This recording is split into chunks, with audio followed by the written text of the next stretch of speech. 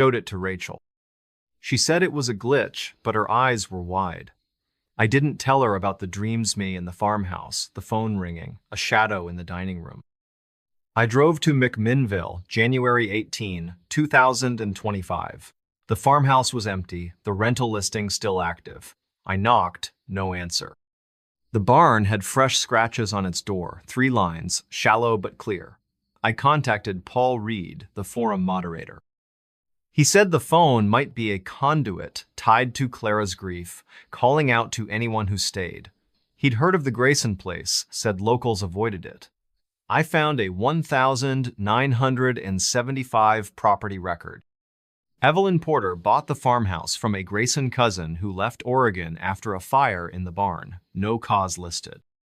In February, I got another voicemail, same number, time-stamped February 9, 2025, 2:31 a.m.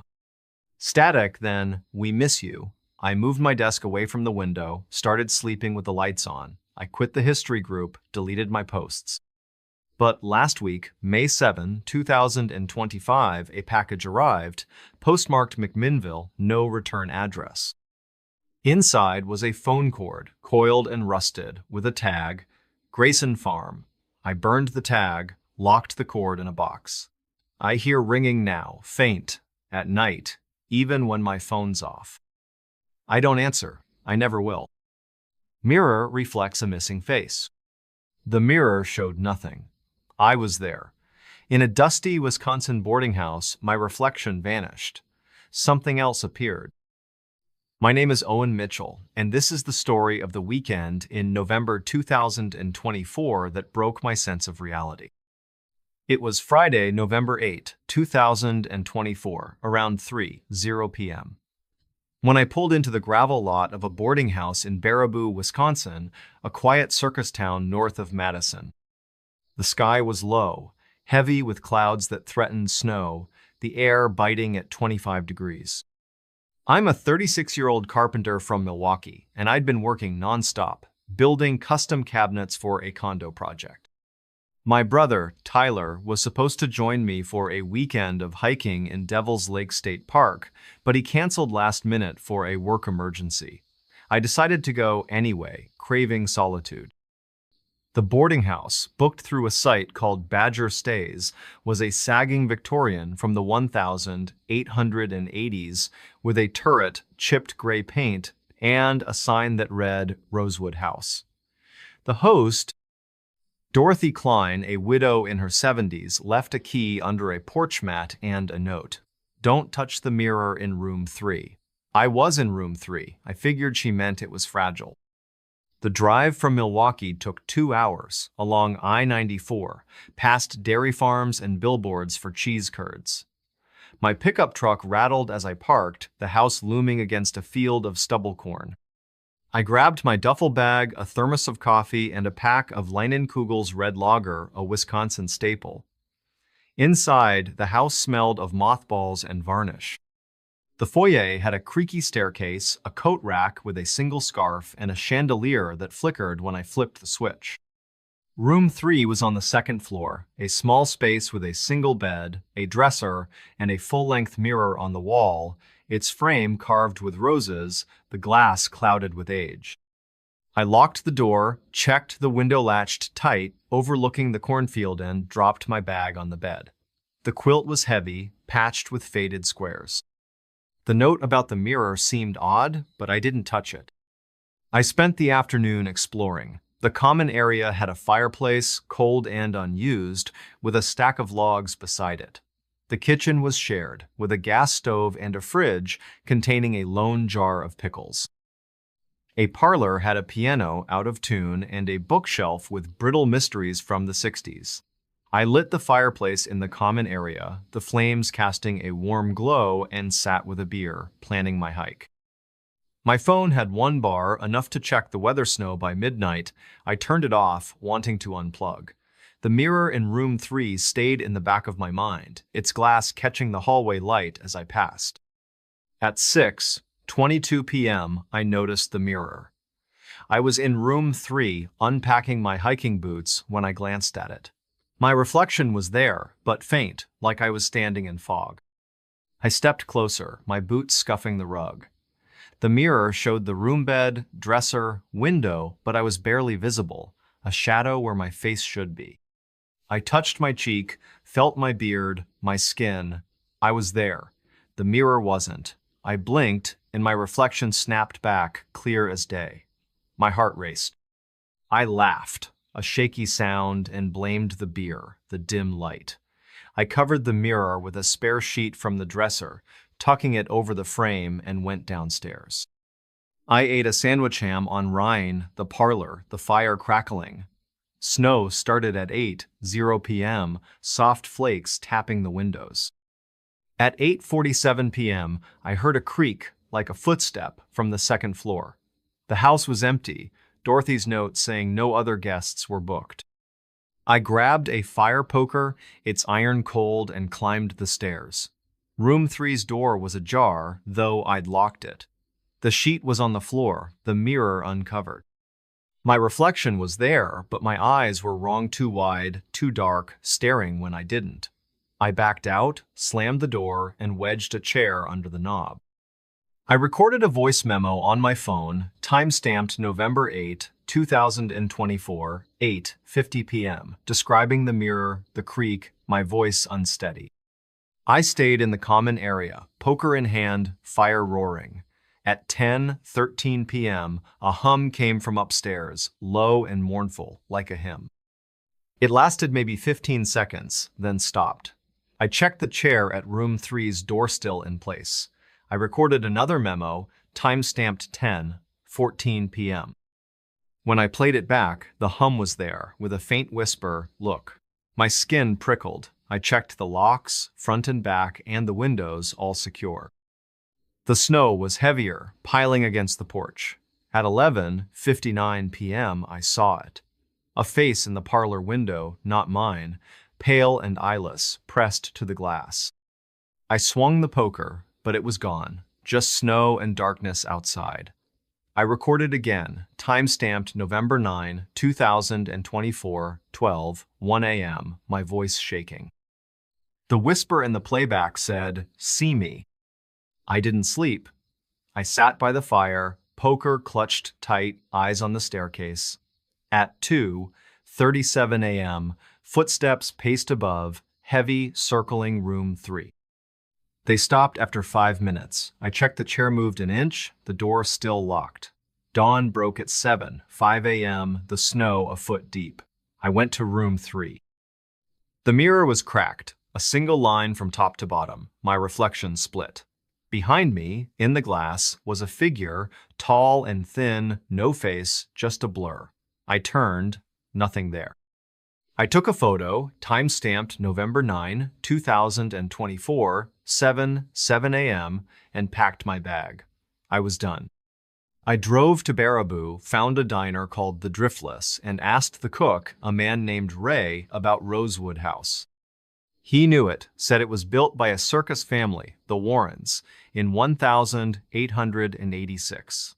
Their daughter, Lillian, vanished in 1899, last seen in room 3.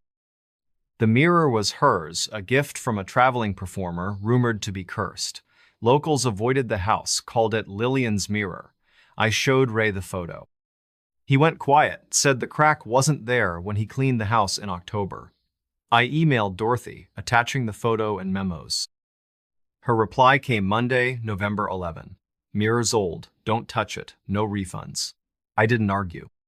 Back in Milwaukee, I dug into the house's history. The Sauk County Historical Society had records. The Warren family, Charles, Mary, and Lillian, lived in Rosewood House from 1886 to 1900. Lillian's disappearance at age 14 was reported in an 1899 Baraboo News Republic article with no leads. A 1927 police report noted a guest hearing footsteps in room 3, dismissed as pipes. I found a Wisconsin paranormal blog run by a woman named Ellen Hart. She wrote about haunted mirrors in Baraboo, including one that showed faces not there tied to a lost girl. No address, but the details matched. I posted on a Wisconsin history forum asking about Rosewood House. A user, Circus Trail, messaged me. They'd stayed in room 3 in 2020, saw their reflection fade, heard whispers from the mirror. They left after one night, found scratches on their backpack, 3 lines like nails. Their account was deleted 2 days later. I checked Badger Stays. The house was still listed, with a review from a guest named Anna, posted November 15, 2024. Quaint, but room 3's mirror is unsettling. I messaged her, no reply. Her profile was gone by November 18. In December, I got a text from an unknown number, time-stamped December 5, 2024, 1:46 a.m. It was a photo of the mirror, the crack wider, a pale face in the glass, eyeless, no message, just the image. I traced the number. It was a landline registered to a Baraboo funeral home closed since 2009. I didn't respond. I showed the photo to Tyler. He said it was edited, but he wouldn't look at it twice. I didn't tell him about the dreams me in room 3, the mirror empty, a hand on my shoulder. I drove to Baraboo, December 20, 2024. The house was empty, the Badger Stays listing gone. I knocked, no answer. The cornfield had fresh tracks, not mine, leading to the porch. I contacted Ellen Hart. She said the mirror might be a portal tied to Lillian's spirit trapped seeking others. She'd heard of Rosewood House, said no one stayed in room 3 long. I found a 1983 property record. Dorothy Klein bought the house from a Warren heir who left Wisconsin after a fire in the turret. No cause listed. In January, I got another text, same number, time-stamped January 12, 2025, 2:03 a.m. Another photo, the mirror shattered, the eyeless face clearer, smiling. I moved, left Milwaukee, took a job in Chicago, but the dreams followed. Last week, May 8, 2025, a package arrived, postmarked Baraboo, no return address. Inside was a mirror shard, rose-carved, with a note, "Lillian knows you." I burned the note, buried the shard. I hear whispers now, faint, at night, in my new place. I don't look in mirrors. I can't trust what I'll see. Clock ticks backward at night. The clock reversed. Time felt wrong. In a creaky New Hampshire inn, the night stretched forever. Something was counting. My name is Ryan Foster, and this is the story of the weekend in October 2024 that I can't explain. It was Friday, October 4, 2024, around 4:00 p.m. when I arrived at a small inn called the Lantern's Rest, just outside Conway, New Hampshire, a tourist town nestled in the White Mountains. The sky was a bruised purple, heavy with autumn clouds, the air crisp at 45 degrees. I'm a 33-year-old park ranger from Manchester, and I'd been patrolling trails all summer, dealing with lost hikers and bear sightings. My girlfriend, Lauren, was on a work trip to Burlington, and I wanted a quiet weekend to sketch the fall foliage. The inn, booked through a site called Granite Escapes, was a 2-story colonial from the 1790s with white clapboard, a steep roof, and a chimney puffing smoke. The host, Clara Vaughn, a retired schoolteacher, left a key in a brass lantern by the door and a note. "Don't wind the clock in the parlor." I shrugged. Old places have superstitions. The drive from Manchester took an hour and a half along Route 16, past lakes and mountains ablaze with red and orange leaves. My Jeep crunched over the inn's gravel lot, the only vehicle there. I grabbed my sketchbook, a duffel bag, and a pack of Shipyard Pumpkinhead Ale, a New England fall classic. Inside, the inn smelled of wood smoke and lavender. The foyer had a narrow staircase, a coat rack with a wool shawl, and a grandfather clock in the parlor, its pendulum still, the face engraved with Roman numerals. My room, number 4, was upstairs with a 4-poster bed, a quilt that smelled of cedar, and a window overlooking a maple grove. I locked the door, checked the window secure, the glass fogged with evening chillend, dropped my bag. The note about the clock seemed trivial, probably about noise. I spent the evening settling in. The common area had a fireplace, logs already burning, and a dining table set for one. The kitchen was stocked with tea and a loaf of bread, the fridge humming softly. The parlor was cozy, with a velvet sofa, a bookshelf of faded novels, and the grandfather clock, its hands stuck at 3:0, whether AM or PM, I couldn't tell. I lit a second fire in the parlor, sipped a beer, and sketched the room, the clock's brass glinting in the firelight.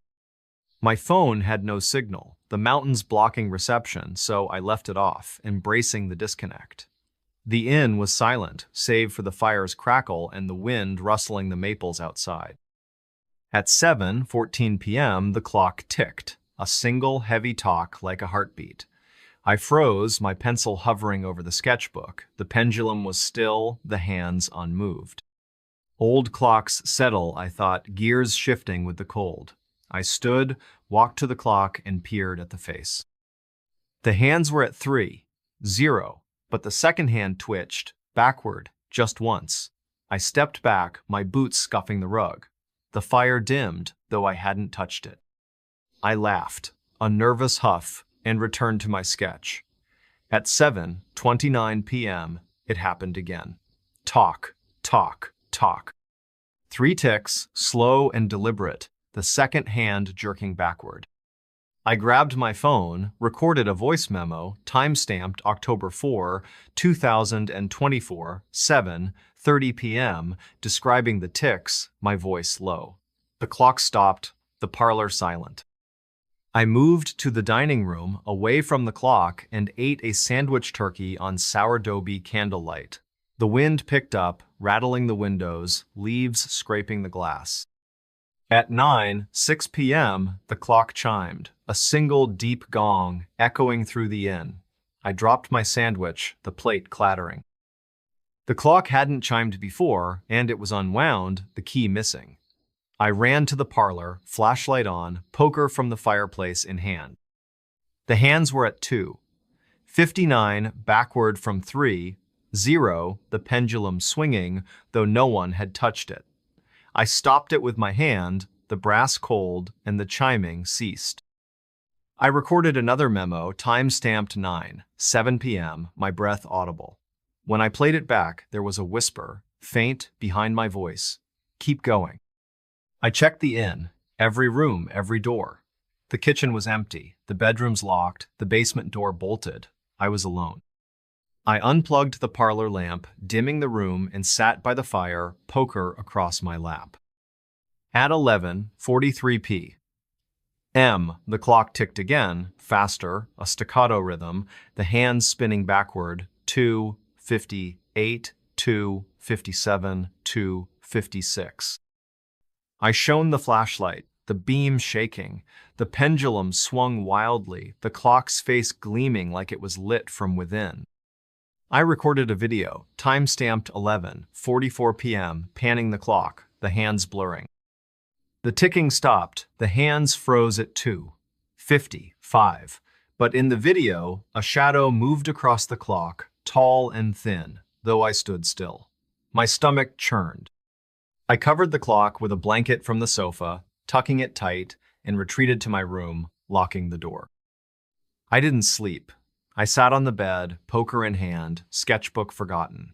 At 1:22 a.m., footsteps creaked in the parlor, slow, circling where the clock stood. They lasted maybe 3 minutes, then stopped. I recorded another memo, time-stamped October 5, 2024, 1:23 a.m., whispering about the steps. The playback caught a low hum, like a chant, with the whisper, "Stay." The wind howled, the maples thrashing outside. At 3:00 a.m., the clock chimed again, muffled under the blanket, 5 gongs, each heavier than the last. I checked the door locked, the chair I'd wedged under the knob unmoved. Dawn broke at 6:45 a.m., gray and cold. I went to the parlor. The blanket was on the floor, the clock's hands at 2:50, backward again. I took a photo, time-stamped 6:47 a.m., and packed my bag. I was leaving.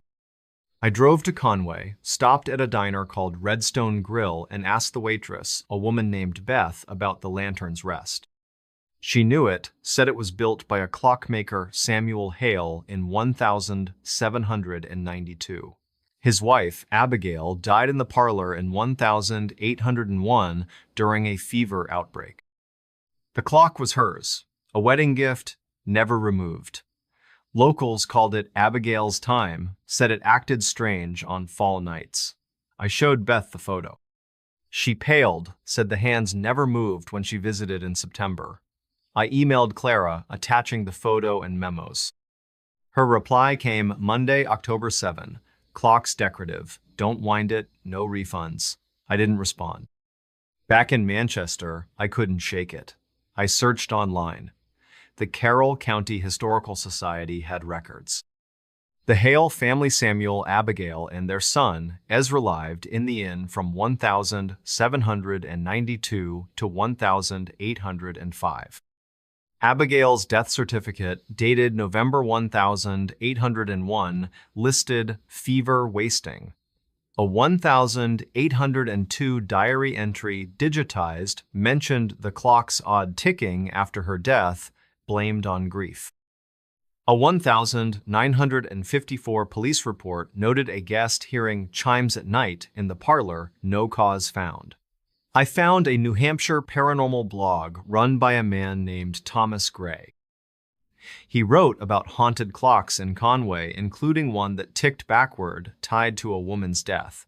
No address, but the details matched. I posted on a White Mountains history forum asking about the Lantern's Rest. A user, Granite Ghost, messaged me. They'd stayed in room 4 in 2021, heard the clock chime at night, saw the hands move backward. They left after one night, found scratches on their suitcase, 3 lines, like scratches from a tool. Their account was deleted 2 days later. I checked Granite Escapes. The inn was still listed, with a review from a guest named Emma, posted October 10, 2024. Charming, but the clock's eerie. I messaged her, no reply. Her profile was gone by October 13. In November, I got a text from an unknown number, time-stamped November 6, 2024, 2:19 a.m. It was a photo of the clock, the hands at 2:45, a faint shadow behind it, tall and blurred. No message, just the image. I traced the number. It was a landline, registered to a Conway post office, out of service since 2010. I didn't respond. I showed the photo to Lauren. She said it was a prank, but her voice shook.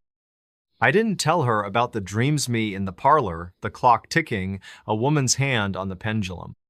I drove to Conway, November 22, 2024. The inn was empty, the Granite Escapes listing still active. I knocked, no answer. The maple grove had fresh scratches on a tree, 3 lines, deep and uneven. I contacted Thomas Gray. He said the clock might be a marker tied to Abigail's spirit counting something lost. He'd heard of the Lantern's Rest, said locals avoided the parlor. I found a 1968 property record. Clara Vaughn bought the inn from a Hale descendant who left New Hampshire after a fire in the attic. No cause listed. In December, I got another text, same number, time-stamped December 8, 2024, 1:55 a.m. Another photo, the clock's hands at 2:40, the shadow clearer with long fingers. I moved, left Manchester, took a job in Portland, Maine, but the dreams followed. Last week, May 6, 2025, a package arrived, postmarked Conway, no return address. Inside was a clock key, brass and dented, with a tag, Lantern's Rest. I burned the tag, locked the key in a safe. I hear ticking now, faint, at night, in my new place. I don't keep clocks. I don't trust time. Door opens to empty room. The door opened. No one entered. In a lonely Colorado lodge, something crossed the threshold. It wasn't human. My name is Mason Reed, and this is the story of the weekend in September 2024 that I can't unsee. It was Friday, September 6, 2024, around 3:00 p.m. when I pulled up to a rustic lodge just outside Estes Park, Colorado, a mountain town at the edge of Rocky Mountain National Park. The sky was clear, a deep alpine blue, but the air was cool, about 55 degrees, with a breeze that carried the scent of pine. I'm a 35-year-old wildlife biologist from Denver, and I'd been tracking elk populations for months, buried in data and grant proposals. My friend, Alex, was supposed to join me for a weekend of hiking, but he backed out for a family wedding. I went anyway, needing the mountains to clear my head. The lodge, booked through a site called Mountain Haven Rentals, was a log cabin from the 1920s with a stone chimney, a slanted roof, and a porch overlooking a valley. The host, Henry Walsh, a local outfitter, left a key under a rock and a note. Keep the spare room door closed. It's storage. I figured it was cluttered, maybe unsafe. The drive from Denver took 2 hours, along Highway 36, winding through canyons and past meadows dotted with aspen trees turning gold. My Subaru Outback crunched over the lodge's dirt driveway, the only car in sight. I grabbed my backpack, a sketch pad for field notes, and a cooler with Coors Banquet, a Colorado classic. Inside, the lodge smelled of cedar and ash. The main room had a massive fireplace, a leather couch, and a dining table scarred with knife marks. The spare room, off the hallway, had a heavy oak door with a brass knob, locked, as Henry's note implied. My bedroom was upstairs, with a pine bed, a wool blanket, and a window facing the peaks. I locked the front door, checked the back, and dropped my gear. The note about the spare room didn't bother me. I was here for the trails. I spent the afternoon unpacking. The kitchen had a cast iron stove and a fridge that rattled when it kicked on. The living room had a bookshelf with dog-eared Field, Stream magazines from the 80s, and a radio that only caught static. I lit the fireplace, the logs catching fast, and sat on the couch with a beer, sketching a map of tomorrow's hike. My phone had one bar, enough to text Alex I'd arrived, but I turned it off, craving quiet. The lodge was still, save for the fire's pop and the wind whistling through the valley. The spare room door stayed shut, its knob glinting in the hallway light as I passed to the kitchen. At 6:38 p.m., the door creaked. A slow, grinding sound like wood scraping stone. I paused, my beer halfway to my lips, the fire casting long shadows. The spare room was down the hall, out of sight. Old houses shift, I thought, especially in the mountains. I stood, grabbed a flashlight from my backpack, and walked to the hallway. The door was closed, the knob unmoved. I tried it locked, no give. I pressed my ear to the wood. Nothing, just the wind outside. I laughed, a tight sound, and went back to the couch. But my eyes kept drifting to the hallway, the door's outline barely visible in the firelight. I ate dinner-canned chili heated on the stove in the living room, the radio hissing faintly. The sun set at 7:15 p.m., the valley plunging into darkness, stars sharp overhead. At 8:52 p.m., the door opened. Not a creak, but a deliberate swing, the hinges groaning loud enough to drown the fire's crackle. I grabbed the poker, its iron heavy, and ran to the hallway. The spare room door was wide open, the room dark, no light inside. I shone the flashlight, the beam cutting through dust motes. The room was empty, bare walls, plank floor, no furniture, no storage, just a single window, latched shut. My breath fogged in the cold air.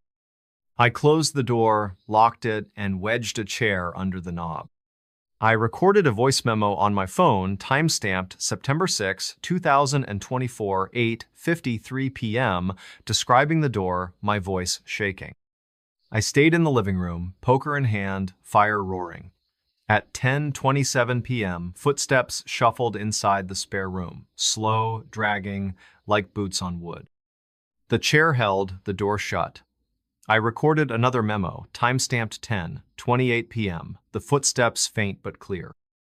When I played it back, there was a whisper, low and guttural. "Come in." My skin crawled. I checked the locks, front and back, and the windows all secure. The night was still, no wind now, the valley silent. At 11:59 p.m., the door rattled, a sharp jolt, like something pushed from inside. The chair slid an inch, the knob twisting.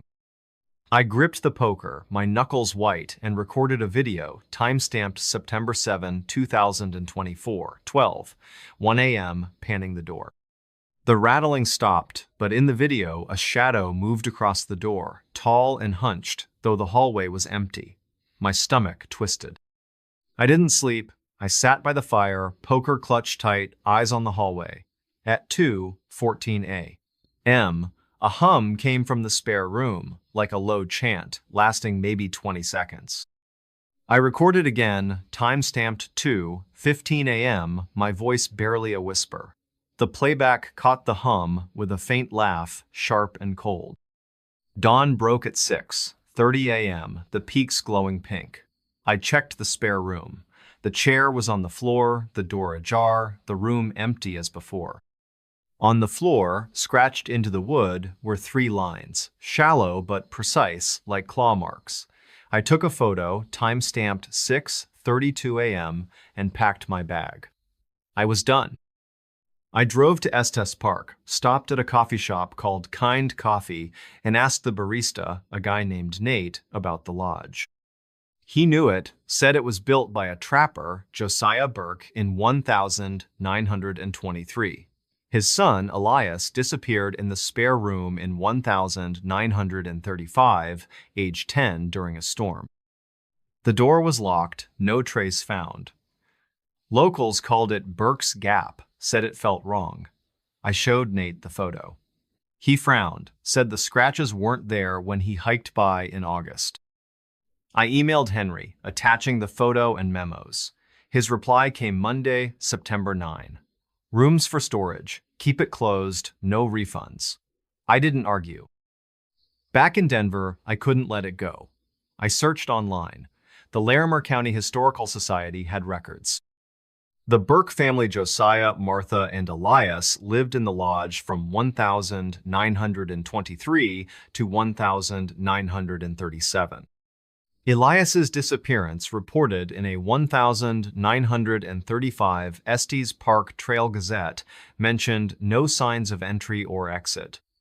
A 1948 police report noted a guest hearing footsteps in the spare room, dismissed as animals. I found a Colorado paranormal blog run by a woman named Lydia Crane. She wrote about haunted thresholds in Estes Park, including a door that opened to nothing and everything tied to a lost child. No address, but the details matched. I posted on a Rocky Mountain history forum asking about the lodge. A user, Trail Wraith, messaged me. They'd stayed there in 2022, heard the door open at night, saw scratches on the floor the next day, 3 lines. They left after one night, found scratches on their backpack matching the floor. Their account was deleted 2 days later. I checked Mountain Haven Rentals. The lodge was still listed, with a review from a guest named Claire posted September 12, 2024. Cozy, but the spare room's creepy. I messaged her, no reply. Her profile was gone by September 15. In October, I got a text from an unknown number, time-stamped October 7, 2024, 3:02 a.m. It was a photo of the spare room door, ajar, a shadow spilling across the floor, long and twisted. No message, just the image. I traced the number. It was a landline, registered to an Estes Park ranger station, out of service since 2011. I didn't respond. I showed the photo to Alex. He said it was a hoax, but he wouldn't look at it twice. I didn't tell him about the dreams me in the spare room, the door swinging wide, a hand reaching from the dark. I drove to Estes Park, October 25, 2024. The lodge was empty, the rental listing still active. I knocked, no answer. The valley had fresh tracks, not mine, circling the porch. I contacted Lydia Crane. She said the door might be a crossing, tied to Elias's spirit, stuck, pulling others in. She'd heard of Burke's Gap, said locals avoided the lodge. I found a 1972 property record. Henry Walsh bought the lodge from a Burke heir who left Colorado after a fire in the attic. No cause listed. In November, I got another text, same number, time-stamped November 9, 2024, 2:47 a.m. Another photo, the door wide open, the shadow clearer, with fingers like branches. I moved, left Denver, took a job in Boulder, but the dreams followed. Last week, May 5, 2025, a package arrived, postmarked Estes Park, no return address. Inside was a brass key scratched with 3 lines and a tag, Burke's Gap. I burned the tag, buried the key.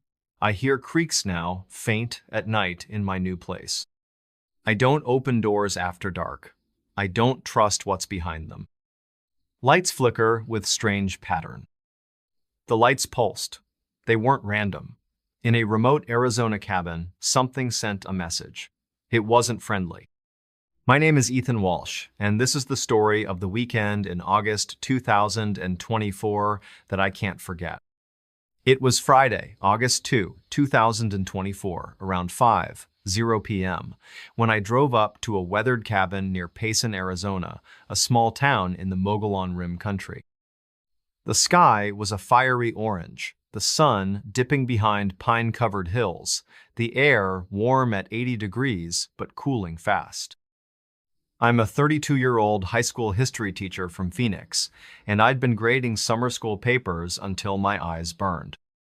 My cousin, Derek, was supposed to come for a weekend of fishing in Tonto Creek, but he got stuck covering a shift at his bar.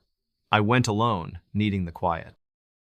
The cabin, booked through a site called Rim Retreats, was a 1-story A-frame from the 1950s with a tin roof, a sagging porch, and a single bulb hanging over the door.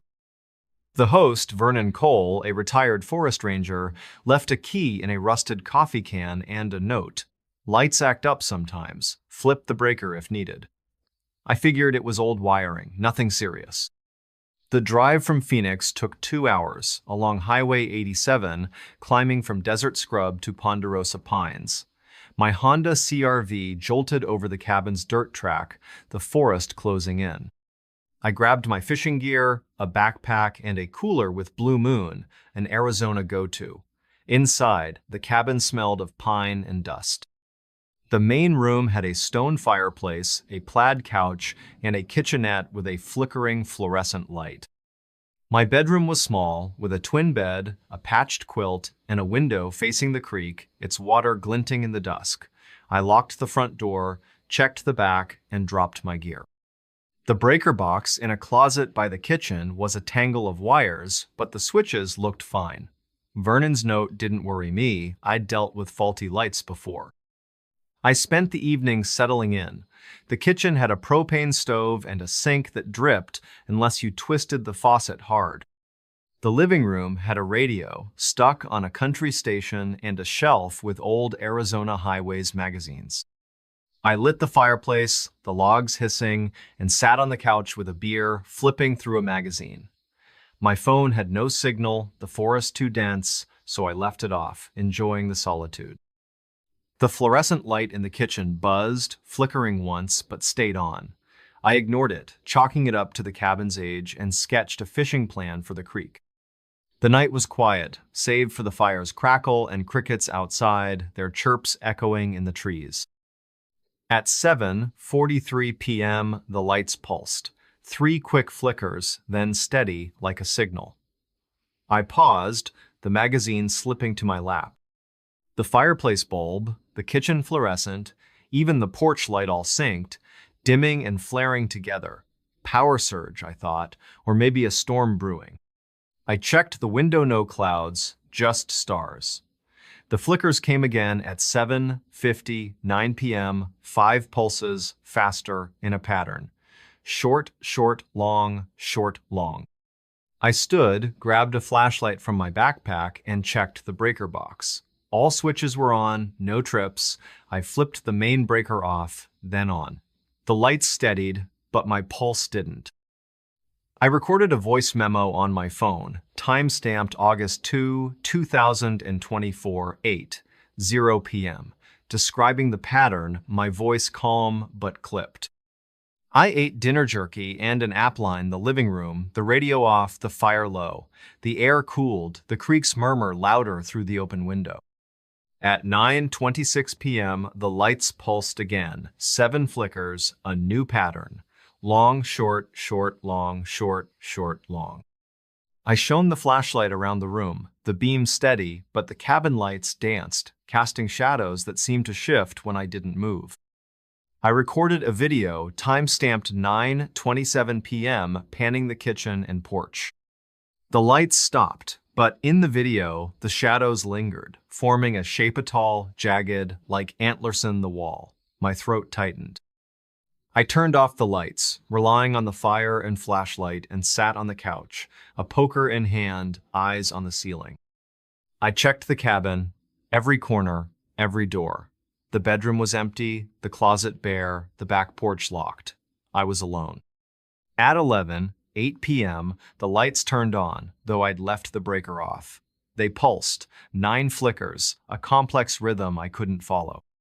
I ran to the breaker box, the switches still down. The air felt heavy, like before a storm, but the sky was clear. I recorded another memo, time-stamped 9 p.m., my voice shaking. When I played it back, there was a hum, low and electric, with a faint voice, "Watch us." My skin prickled. I unplugged the kitchen light, yanked the porch bulb, and piled logs on the fire, the glow my only defense. I didn't sleep. I sat by the fireplace, poker clutched tight, flashlight sweeping the room. At 1:47 a.m., footsteps crunched outside, circling the cabin, slow and deliberate, like boots on gravel. They stopped by the porch, then started again, fading into the trees. I recorded a memo, time-stamped August 3, 2024, 1:48 a.m., whispering about the steps. The playback caught a faint laugh, dry and sharp, not mine. Dawn broke at 6:15 a.m., the creek sparkling, the forest still. I checked the porch, no footprints, just pine needles and dust. But on the door, scratched into the wood, were 3 lines, thin and deep, like a blade's mark. I took a photo, time-stamped 6:17 a.m., and packed my bag. I was leaving. I drove to Payson, stopped at a diner called the Rim Cafe, and asked the server, a woman named Carla, about the cabin. She knew it, said it was built by a miner, Amos Tate, in 1952. His daughter, Lena, died there in 1964, age 12, in a fire that spared the cabin but burned the shed. Locals said the lights acted strange after, like she was signaling. They called it Lena's flicker. I showed Carla the photo. She went quiet, said the scratches weren't there when she delivered firewood in July. I emailed Vernon, attaching the photo and memos. His reply came Monday, August 5. Lights are old, breakers are fine, no refunds. I didn't respond. Back in Phoenix, I couldn't shake it. I searched online. The Gila County Historical Society had records. The Tate family, Amos, Ruth, and Lena, lived in the cabin from 1952 to 1964. Lena's death certificate, dated March 1964, listed smoke inhalation. A 1965 newspaper clipping reported light disturbances at the cabin, blamed on faulty wiring. I found an Arizona paranormal blog run by a man named Victor Salas. He wrote about haunted lights in Payson, including a cabin where flickers formed patterns tied to a child's death. No address, but the details matched. I posted on an Arizona history forum asking about the Tate cabin. A user, Rimwalker, messaged me. They'd stayed there in 2021, saw the lights pulse at night, felt watched. They left after one night, found scratches on their cooler, 3 lines like the door. Their account was deleted 2 days later. I checked Rim Retreats. The cabin was still listed, with a review from a guest named Rachel, posted August 10, 2024. Rustic, but the lights are weird. I messaged her, no reply. Her profile was gone by August 13. In September, I got a text from an unknown number, timestamped September 4, 2024, 2:33 a.m. It was a photo of the cabin's porch, the bulb pulsing, a shadow with antler-like spikes in the frame. No message, just the image. I traced the number. It was a landline, registered to a Payson gas station, closed since 2007. I didn't respond. I showed the photo to Derek. He said it was fake, but his hands shook. I didn't tell him about the dreams me in the cabin, the lights flickering, a figure outside with jagged shoulders. I drove to Payson, September 20, 2024. The cabin was empty, the rental listing still active. I knocked, no answer. The creek bank had fresh scratches on a pine, 3 lines, sharp and uneven. I contacted Victor Salas. He said the lights might be a beacon tied to Lena's spirit, signaling for help or something worse. He'd heard of the Tate cabin, said locals avoided it. I found a 1,979 property record. Vernon Cole bought the cabin from a Tate relative who left Arizona after a fire in the forest nearby. No cause listed. In October, I got another text, same number, time-stamped October 8, 2024, 1:50, 9 a.m. Another photo, the kitchen light pulsing, the shadow closer, its edges sharp.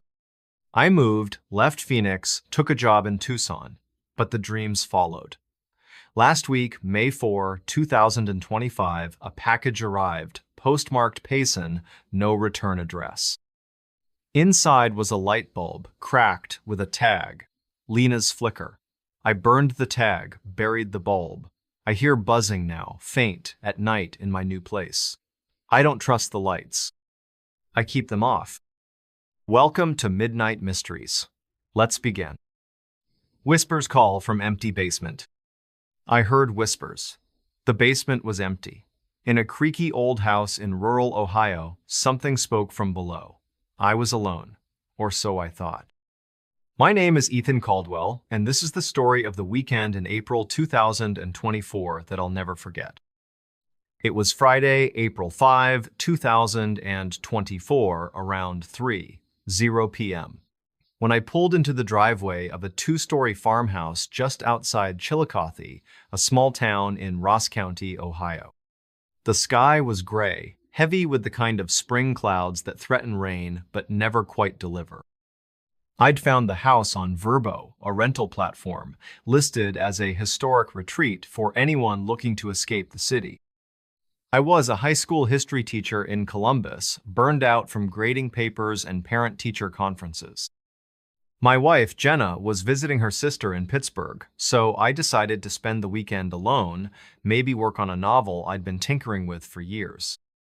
The house, built in 1892, had peeling white paint, a wraparound porch, and a basement that wasn't mentioned in the listing. The host, a woman named Diane Miller, left a key under the mat and a note. "Keep the basement door locked. It's unfinished." I didn't think much of it. Old houses have quirks. Before we begin, tell me where are you listening from and what time is it there? The drive from Columbus took an hour, mostly along Route 23, past fields of new corn and faded barns. The house sat on 5 acres, bordered by a thin line of maple trees and a gravel road that led to nowhere. The nearest neighbor was half a mile away, their mailbox barely visible through the haze. I parked my Honda Civic, grabbed my backpack, and stepped onto the porch. The boards groaned under my boots. and the air smelled of damp earth and budding lilacs. Inside, the house was chilly, with high ceilings, scuffed hardwood floors, and furniture that looked like it hadn't been moved since the 1970s. A floral sofa, a rocking chair, a dining table with 6 mismatched chairs. I locked the front door, checked the back door, and dropped my bag in the master bedroom upstairs. The bed had a quilt that smelled faintly of mothballs, and the window overlooked the empty fields. I spent the first hour exploring. The kitchen had a gas stove and a fridge stocked with a single bottle of ketchup.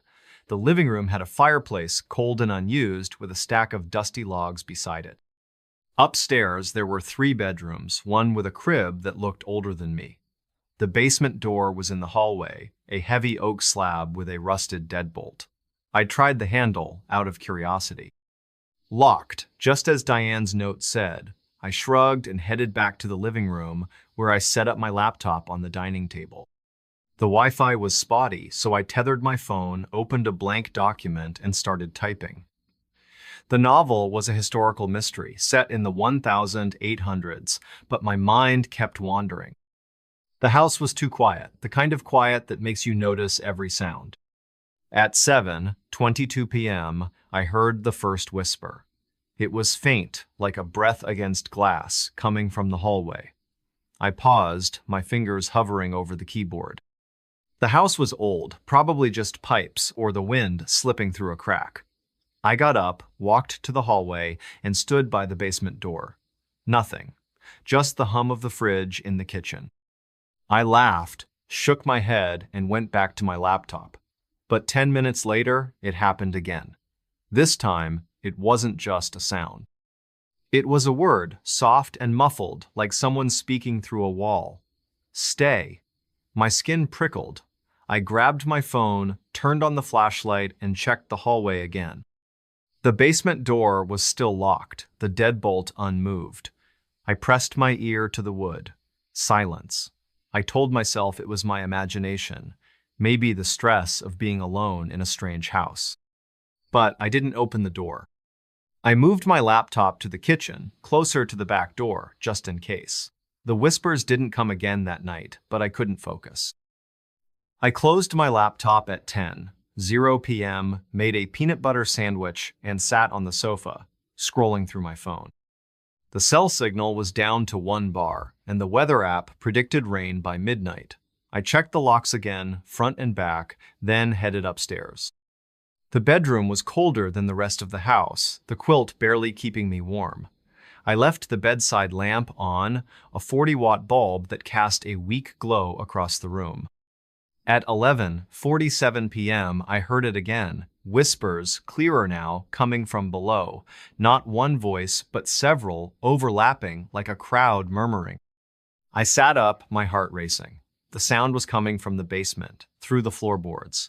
I grabbed my phone, recorded a 10-second clip, and played it back. Static, then a faint, unmistakable word, stay. My hands shook as I saved the file, time-stamped April 5, 2024, 11:48 p.m. I didn't sleep. I sat on the bed, phone in one hand, a pocket knife from my backpack in the other.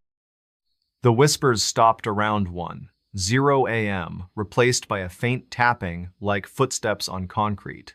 It went on for maybe 5 minutes, then silence. I stayed awake until dawn when the first light filtered through the window at 6:15 a.m. I checked the house, starting with the basement door. Still locked, no scratches, no signs of tampering. The rest of the house was empty, the crib upstairs untouched, the kitchen unchanged. I played the recording again. The word stay was clearer in the morning light, but there was something else, a second voice, fainter, saying what sounded like, don't. I packed my bag, ready to leave, but curiosity stopped me. I wanted answers. I emailed Diane at 7:03 a.m., attaching the audio file. I asked if anyone had reported strange noises. Her reply came at 9:12 a.m. Old houses creak. Basement's just storage. Enjoy your stay. I wasn't convinced. I drove to Chillicothe, 10 minutes away, to a coffee shop called Paper City. The barista, a guy named Tyler, knew the house. He said it belonged to the Harper family in the 1900s who lost 3 kids to typhoid in 1898. The basement was used as a sick room during the outbreak. He'd heard rumors of noises, but nothing specific. I asked about Diane. Tyler said she was a realtor, lived in town, but he didn't know her well. I bought a coffee, sat in my car, and searched online. The Ross County Historical Society had digitized records. A 1901 census listed the Harper family, William, Eliza, and their surviving daughter, Clara.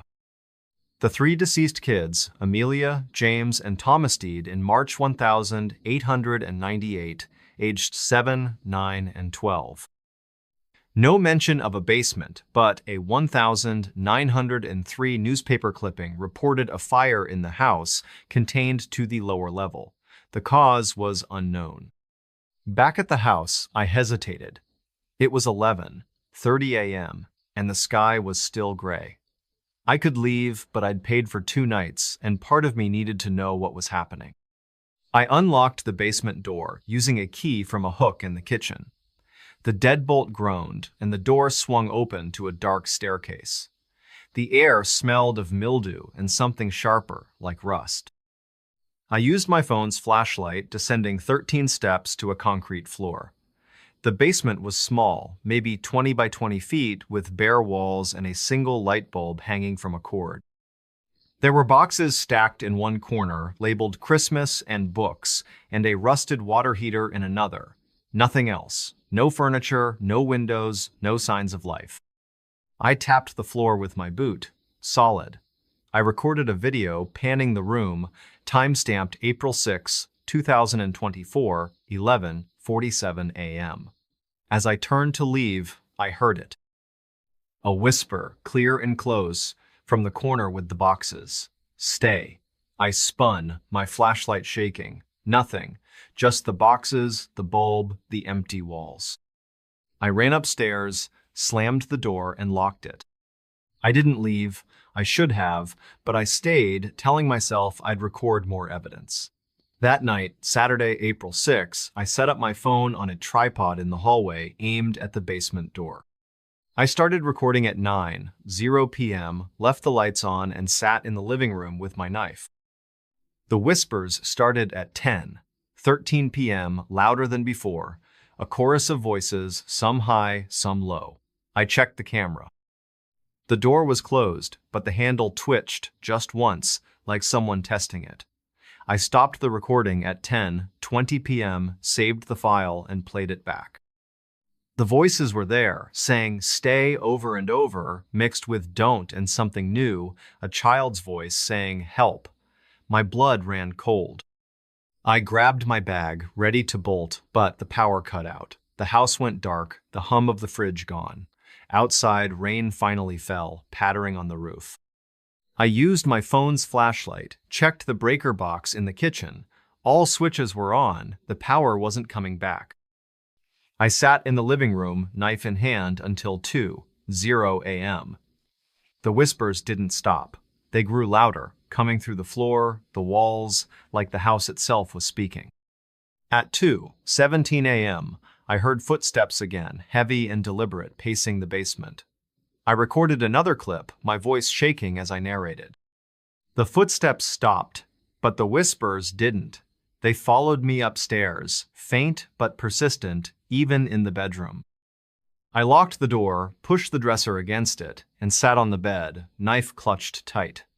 The rain stopped at 4:00 a.m., and so did the whispers. I didn't sleep.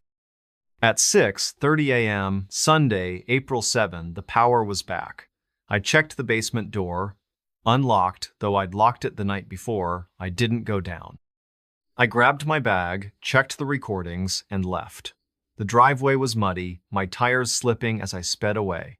Back in Columbus, I listened to the clips.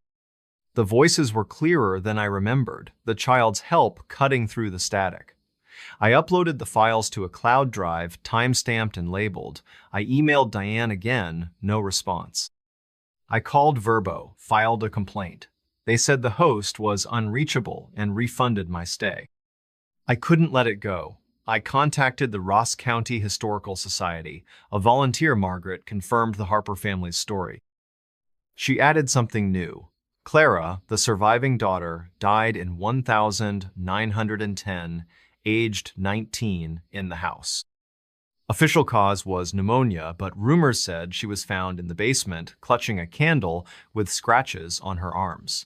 Margaret didn't believe in ghosts, but she said the house had a reputation. Locals called it the Whispering Place. I found a Reddit thread about Chillicothe hauntings. A user, Ohio Ghost Hunter, posted in 2020 about staying in a farmhouse on Harper Road. They heard whispers, saw the basement door open on its own, and left after one night. The account was deleted when I checked again. In May 2024, I got a text from an unknown number. It was a photo of the basement, taken from the staircase, showing the boxes and the light bulb. No message, just the image, time-stamped May 3, 2024, 1:12 a.m.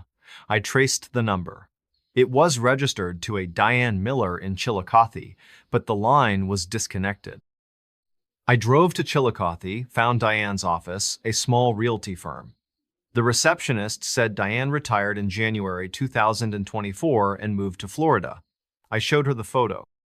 She recognized the basement, said the house was sold in March to a developer. It was empty now, slated for renovation. I went back to the house, against my better judgment. It was June 15, 2024, a sunny day, nothing like that rainy weekend. The porch was the same, the paint still peeling. The door was locked, but I peered through the window. The furniture was gone, the floors bare. I walked around back, found the basement access, a pair of storm doors. They were padlocked, but the chain was loose. I didn't go in. As I turned to leave, I heard it. A whisper, faint, from the storm doors. Stay. I ran to my car, didn't look back. I still have the recordings, the photo, the text. I don't play them anymore. My wife thinks I'm paranoid, says it was the house, the isolation. I don't tell her about the dreams. Every few nights, I'm back in the basement, the light bulb swinging, voices all around. I wake up checking my phone, my locks. I quit teaching, took a remote job, moved to a new apartment. But the whispers follow me. Not loud, not clear, but there. In the walls, in the dark, in the quiet. Last week, October 2024, I got a package. No return address, postmarked Chillicothe. Inside was a key, small and brass, with a tag, Harper House. I locked it in a safe, but I haven't slept since. Every night I hear it, a whisper, soft and close. Stay. And sometimes, fainter, help. I don't know what's in that basement. I don't want to know. But I can't shake the feeling it's not done with me. Footsteps echo in dead woods. Footsteps followed me. I was alone. In the dead woods of northern Michigan, something walked behind me. It wasn't human. My name is Daniel Pierce, and this is the story of the camping trip in October 2024 that I'll never escape. It was Friday, October 11, 2024, around 2:00 p.m. when I left Traverse City. The sky was a crisp blue, the kind you only get in fall, with leaves turning red and gold. I was headed to the Manistee National Forest, a sprawling wilderness about an hour south, for a solo camping trip. I'm a freelance photographer, 32 years old, and I'd been feeling stuck, churning out wedding photos and real estate shots. My girlfriend, Megan, was on a work trip in Chicago, and I needed to clear my head. A weekend in the woods, just me, my tent, and my Nikon, sounded perfect. I'd booked a spot at a primitive campsite through the Forest Service, a clearing called Pine Hollow, deep in the forest. The ranger's email warned about bears and said to stay on marked trails. I'd camped before, so I wasn't worried. The drive was peaceful, my pickup truck rattling along M55 past orchards and small towns. By 3:30 p.m., I reached the trailhead, a gravel lot with a faded sign. Pine Hollow, 2.3 miles. I parked, slung my backpack on, and locked the truck. The air was cool, maybe 50 degrees, with a breeze that carried the smell of pine and damp earth. The trail was narrow, marked by orange blazes on trees, winding through oaks and maples. My boots crunched on leaves, the only sound besides the occasional chirp of a bird. The forest was alive, but quiet, the kind of quiet that makes you feel small. I reached Pine Hollow by 4:45 p.m. The clearing was small, maybe 30 feet across, ringed by tall pines. A fire pit sat in the center, blackened from years of use, and a log bench was nearby. No one else was there. I set up my tent, a green, two-person REI model, and gathered wood for a fire. The sun was dipping low, painting the sky orange, so I worked fast. By 5:30 p.m., I had a fire going, the flames crackling as I heated a can of chili on a portable stove. I sat on the bench, ate and sipped a Bell's Two-Hearted Ale, a Michigan staple. The forest darkened, the trees swallowing the last light. My phone had no signal, but I wasn't here to scroll.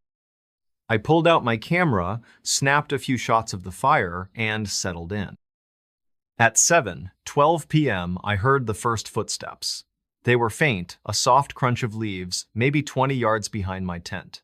I froze, my spoon halfway to my mouth. The fire popped, sending sparks upward, but the sound wasn't from the wood. It was rhythmic, deliberate, like someone walking. I set the chili down, grabbed my flashlight, and stood. The beam cut through the dark, catching tree trunks and underbrush. Nothing moved. No eyes glinted, no shapes stirred. Bears don't walk like that, I thought. Too steady, too slow. I called out, "Hello? Anyone there?" My voice echoed, then died. Silence. I sat back down, heart thumping, and told myself it was a deer, maybe a raccoon. But my eyes kept darting to the trees. 10 minutes later, it happened again. Crunch, crunch, crunch. Closer now, maybe 15 yards, circling the clearing. I swung the flashlight, my hand unsteady. The light caught a low branch, swaying slightly, but no wind was blowing.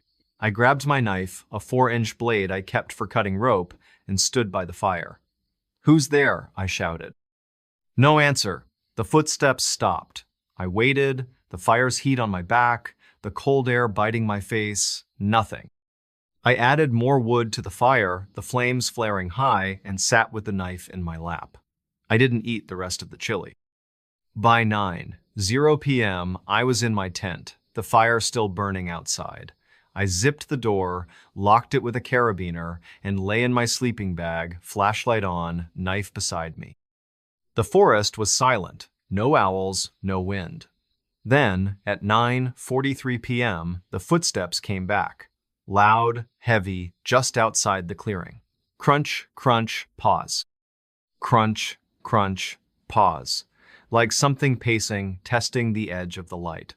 I held my breath, my phone recording audio, time-stamped October 11, 2024, 9:44 p.m. The steps circled, never crossing into the clearing for maybe 5 minutes. Then they stopped. I played the recording. The footsteps were clear, too heavy for an animal, too measured for a stumble. And there was something else. Faint, like a low hum, almost a voice, but no words. I didn't sleep. I sat up, flashlight aimed at the tent door, listening. At 11:17 p.m., the footsteps returned, closer, maybe 10 feet from the tent. I unzipped the door, knife in hand, and shone the light.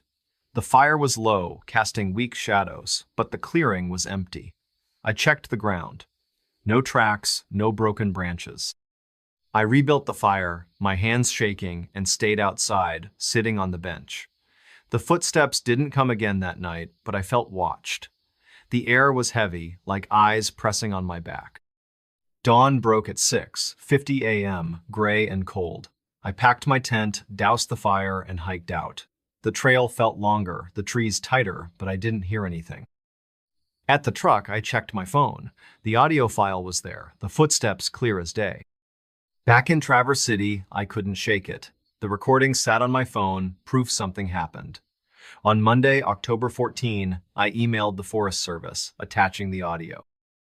I asked if anyone had reported strange activity at Pine Hollow. The ranger, Tom Brennan, replied Tuesday, "No reports of anything unusual, probably wildlife. Stay safe." I didn't buy it. Wildlife doesn't pace like that. I posted on a Michigan camping forum, vague to avoid sounding unhinged. A user, Up North Woods, messaged me. They'd camped at Pine Hollow in 2019, heard footsteps, and found scratches on their cooler, like claw marks, but no animal tracks. Their account was deleted 2 days later. I dug deeper. The Manistee National Forest has a history. A 1978 article in the Cadillac Evening News reported a hiker, Robert Klein, missing near Pine Hollow. His backpack was found, torn, but no body. A 1995 Forest Service log, digitized online, mentioned unexplained noises reported by campers in the area, dismissed as wind. I found a blog by a local historian, Ellen Carter, about Ojibwe legends in Manistee. She wrote about a spirit called the Wendigo, a creature that stalks the woods, mimicking human steps to lure prey. She didn't mention Pine Hollow, but the description stuck with me. Tall, thin, always hungry, drawn to the lonely. I went back to Pine Hollow on October 19, a week later. Stupid, maybe, but I needed answers. I brought a trail camera, the kind hunters use, and set it up facing the clearing, motion activated. I camped again, same spot, fire bigger this time. The footsteps started at 6 p.m., circling, louder, closer. I recorded video on my phone, panning the trees, time-stamped October 19, 2024, 7 p.m. The fire flared, like something disturbed the air, but I saw nothing. The steps stopped at 15 p.m. I stayed awake, knife in hand, until dawn. When I checked the trail camera, it had triggered at 9 p.m. The image showed the clearing, the fire, my tent, and in the background, just beyond the light, a shape, tall, thin, blurred, like it moved too fast. No face, no details, just a shadow with legs. I downloaded the file, my stomach churning, and left.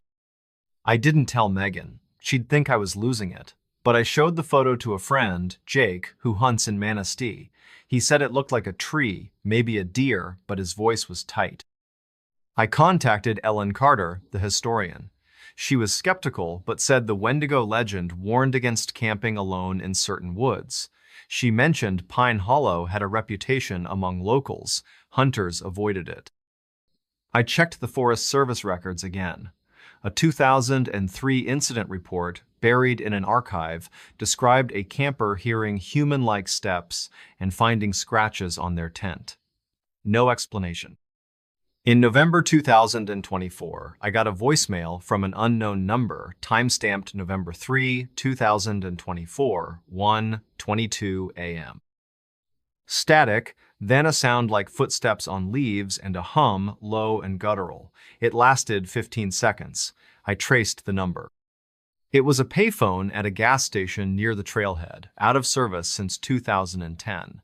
I didn't call back. I posted the trail camera photo on a paranormal subreddit. A user, Michigan Shadow, commented that they'd seen a similar shape in Manistee in 2017. Their account was gone the next day. I stopped camping. I sold my tent, my stove, but kept the camera, the recordings, the photo. I don't sleep well. At night, I hear footsteps, faint, outside my apartment.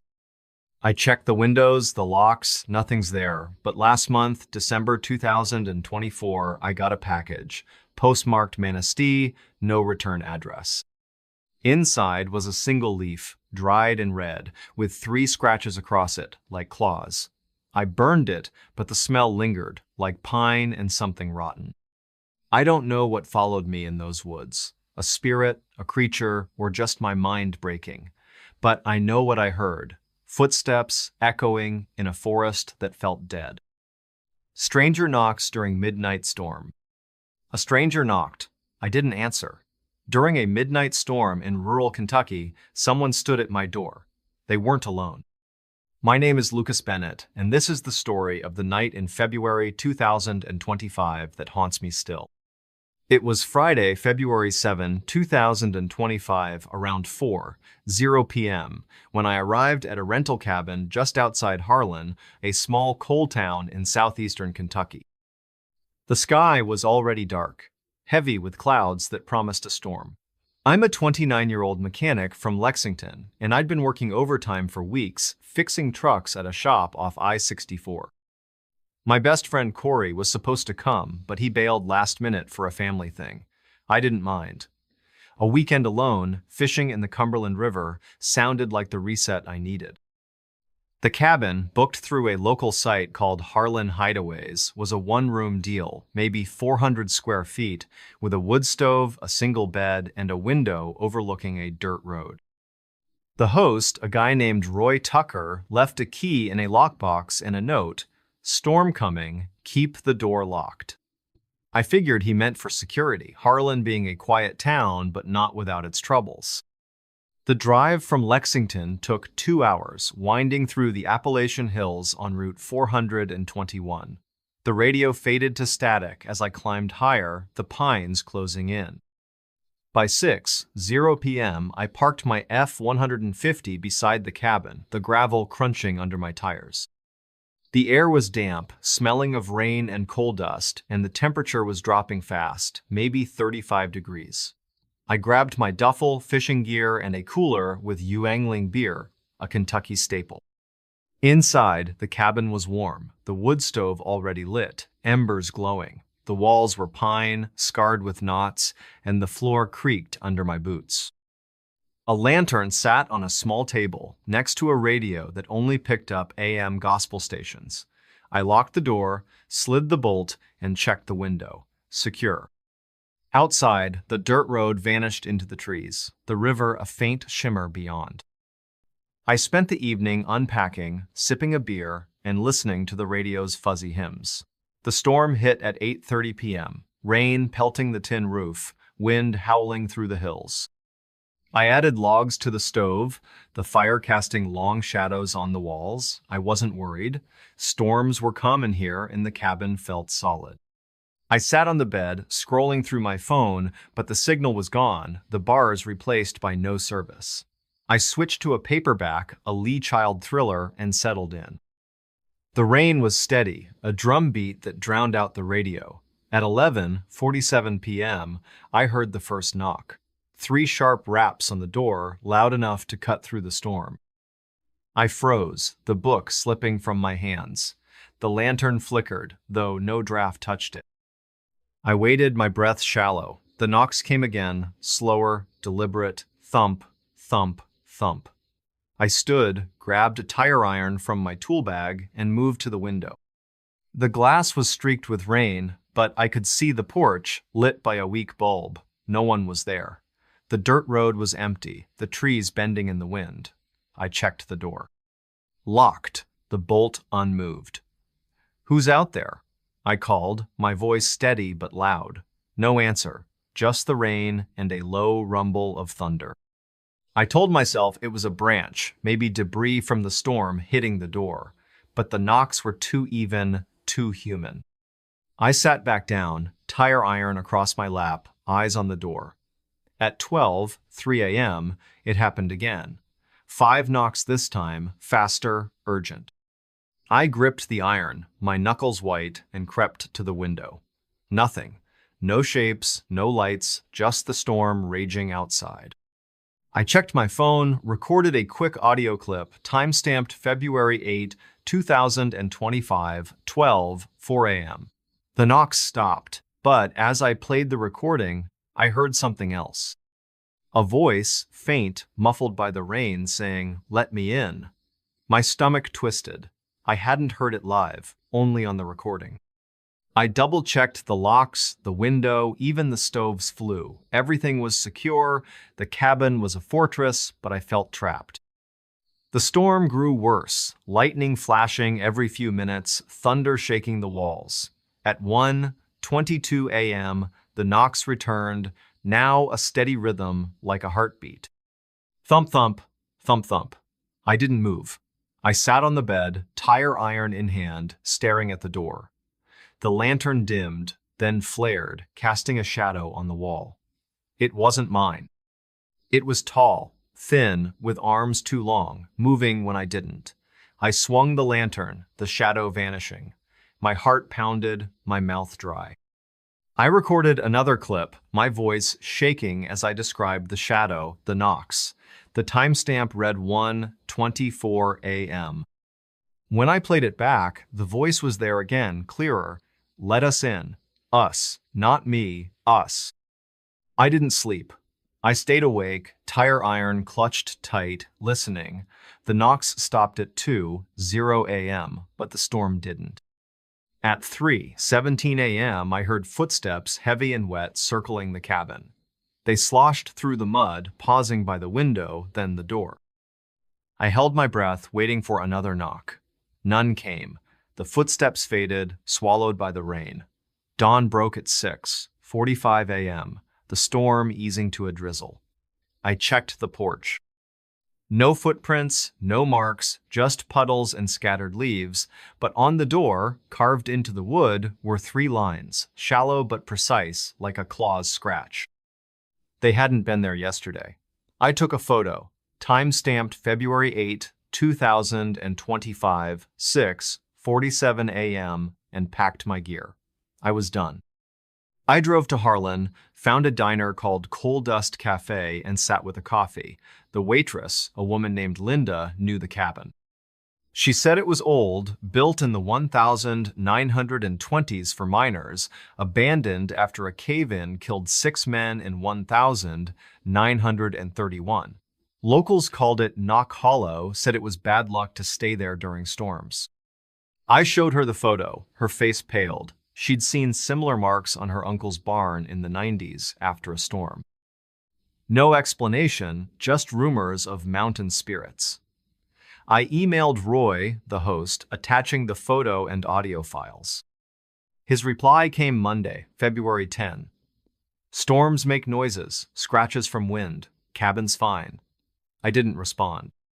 Back in Lexington, I couldn't let it go. I searched online. The Harlan County Library had digitized records. A 1931 article in the Harlan Enterprise reported the cave-in, naming the miners, Amos Reed, Caleb Holt, and 4 others. Their bodies were never found, the mine sealed. A 1957 police report mentioned a camper hearing knocks at a cabin on the same road, dismissed as vandalism. I found a Kentucky folklore site run by a professor named Clara Vance. She wrote about Appalachian spirits, entities tied to the land, drawn to storms. They knock, she said, to lure people out. If you answer, you're gone. She didn't mention the cabin, but the description fit. I posted on a Kentucky hiking forum asking about Knock Hollow. A user, Coal Country 91, messaged me. They'd stayed in the cabin in 2020, heard knocks during a rainstorm, and saw a shadow through the window, tall and wrong. They left at dawn, found scratches on their car. Their account was deleted a day later. I checked Harlan Hideaways. The cabin was still listed, with a new review from a guest named Emma, posted February 12, 2025. Cozy, but the knocking was weird. I messaged her. No reply. Her profile was gone by February 15. In March, I got a call from an unknown number, time-stamped March 3, 2025, 2:09 a.m. I let it go to voicemail. The message was static, then a voice, low and wet, saying, "Open the door." It lasted 10 seconds. I traced the number. It was a landline, registered to a Harlan post office, out of service since 2008. I saved the voicemail, didn't call back. I showed it to Corey. He laughed, said it was a prank, but he wouldn't listen to it twice. I drove to Harlan again, March 15, 2025. The cabin was empty, the lockbox still there. I didn't go in. I walked the road, found the river, swollen from spring melt. By the bank, half buried in mud, was a rusted miner's helmet, the kind used in the 30s. I left it, my skin crawling. Back home, I contacted Clara Vance. She said the spirits might be the miners, trapped, angry, tied to the storm's energy. She'd heard of Knock Hollow, said no one local rents it. In April, I got another voicemail, same number, time-stamped April 10, 2025, 1:33 a.m. Static then, we're waiting. I didn't sleep that night. I moved my bed away from the window, started locking my apartment door twice. I quit the forum, deleted my posts. But last week, May 9, 2025, a package arrived, postmarked Harlan, no return address. Inside was a single key, rusted, with a tag, Knock Hollow. I burned the tag, locked the key in a safe. I hear knocks now, faint, at night, even in Lexington. I don't answer. I never will. Doll blinks in dark attic? The doll blinked. I saw it. In the attic of an old Maine house, something stared back at me. It wasn't alive. My name is Nathan Hayes, and this is the story of the weekend in January 2025 that changed how I see the dark. It was Friday, January 10, 2025, around 3:00 p.m., when I pulled up to a 3-story Victorian house in Brunswick, Maine, a coastal town about 30 miles from Portland. The sky was heavy, gray with snow clouds, the air sharp enough to sting my face. I'm a 34-year-old freelance writer, mostly for travel blogs, and I'd been grinding through deadlines all winter. My partner, Emily, was in Boston for a conference, and I needed a quiet place to finish a piece on New England history. The house, rented through Airbnb, was a 19th century relic, with gabled windows, peeling green paint, and an attic listed as storage only. The host, Margaret Ellis, a retired librarian, left a key under a flower pot and a note. "Stay out of the attic, it's cluttered." I figured she meant it was a mess, maybe unsafe. Old houses have rules. The drive from Portland took 40 minutes, along Route 1, past frozen marshes and lobster shacks closed for the season. My Subaru crunched over the snowy driveway, the house looming like a forgotten painting. It was 10 degrees outside, the kind of cold that makes your boots squeak. I grabbed my backpack, laptop, and a bag of groceries: coffee, bread, a 6-pack of Allagash White, a Maine staple. Inside, the house smelled of wax and old books. The foyer had a creaky staircase, a chandelier missing half its crystals, and wallpaper curling at the edges. The living room was cozy, with a brick fireplace, a sagging couch, and a coffee table piled with National Geographic magazines from the 80s. I locked the front door, checked the back, and dropped my stuff in the second-floor bedroom. The bed had a brass frame, the quilt thick but faded. A window overlooked the backyard, where a bare oak stood alone, its branches clawing the sky. I spent the first hour settling in. The kitchen had a gas stove and a kettle that whistled like a scream. The dining room had a long table, 8 chairs, and a portrait of a stern woman in a black dress, probably from the 1800s. The attic door was on the 3rd floor, a narrow panel with a brass knob, locked, as Margaret's note implied. I didn't try it. I lit the fireplace, the logs catching fast, and set up my laptop on the dining table. The Wi-Fi was weak, but my phone had a signal, so I tethered it and started writing. The house was quiet, save for the fire's crackle and the occasional groan of the pipes. Outside, snow began to fall, soft and steady, blanketing the yard. At 6:18 p.m., I heard a thump. It came from above, sharp, like something heavy falling. I paused, my fingers on the keyboard. Old houses shift, I told myself, especially in winter. Ice on the roof, maybe. I kept writing, but 10 minutes later, another thump, softer, followed by a faint scrape like wood on wood. I stood, grabbed my phone, and climbed to the 3rd floor. The attic door was still locked, the knob cold under my hand. I pressed my ear to the wood. Nothing. Just the wind outside whistling through the eaves. I laughed, a nervous huff, and went back downstairs. But I couldn't focus. The house felt different, like it was watching. I moved my laptop to the living room, closer to the fire. At 8:47 p.m., I heard it. A click, soft but clear, from the attic. Not a thump, but deliberate, like a latch opening. I froze, my beer halfway to my lips. The fire popped, but the sound wasn't from the logs. I grabbed a poker from the fireplace, its iron heavy, and went back to the third floor. The attic door was ajar, just an inch, the lock unlatched. My stomach dropped. I'd checked it hours ago, locked tight. I pushed the door open, phone flashlight on, and shone the beam up a narrow staircase. Dust motes floated in the light, the air thick with mildew.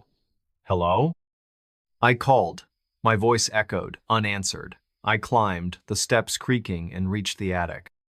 It was a low, cramped space, maybe 20 by 30 feet, with slanted beams and a single dormer window frosted over.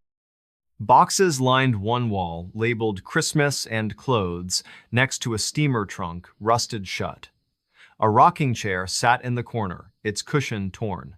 And there, on a small table, was the doll. Porcelain, maybe 18 inches tall, with a cracked face, blue glass eyes, and a faded pink dress. Its hair was matted, blonde curls tangled with cobwebs. I don't like dolls, nobody does, really, but this one felt wrong. Its eyes caught the flashlight, glinting like they were alive. I stepped closer, the floor groaning. The doll's head was tilted, like it was watching me. I shook it off, told myself I was tired, and turned to leave. That's when I saw it.